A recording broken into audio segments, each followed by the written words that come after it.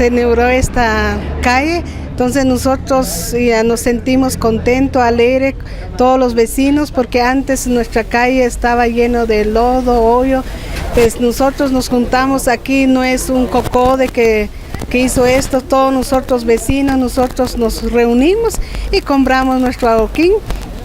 Entonces, gracias a la municipalidad, que ellos siempre nos apoyan con mano de obra, otras cosas, pues ellos siempre están con nosotros. Entonces, le hago una invitación a todos los vecinos que todos estos proyectos están haciendo, que pongamos un poquito de arena, porque hay veces queremos todas las cosas regaladas y no es así.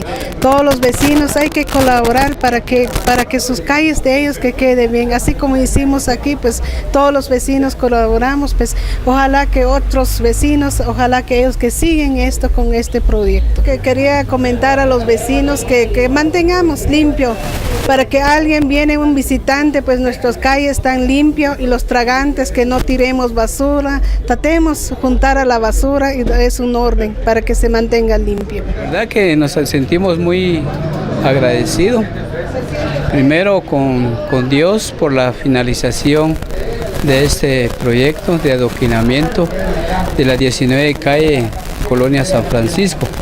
También estamos muy agradecidos con la corporación municipal, entonces nos sentimos muy agradecidos y esperamos de que sigan apoyando, ¿verdad?, a las necesidades de toda la población.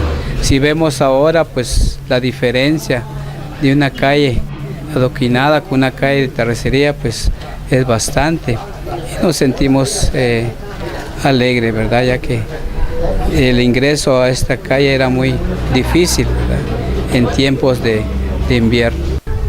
Cultivar ese hábito de poder conservar cada proyecto, ¿verdad?, ya que todo proyecto pues conlleva un gasto, ¿verdad?, tanto como de la municipalidad como de los vecinos. Entonces, cuidarlo de la mejor manera, ya que el propio beneficio es para nosotros los vecinos.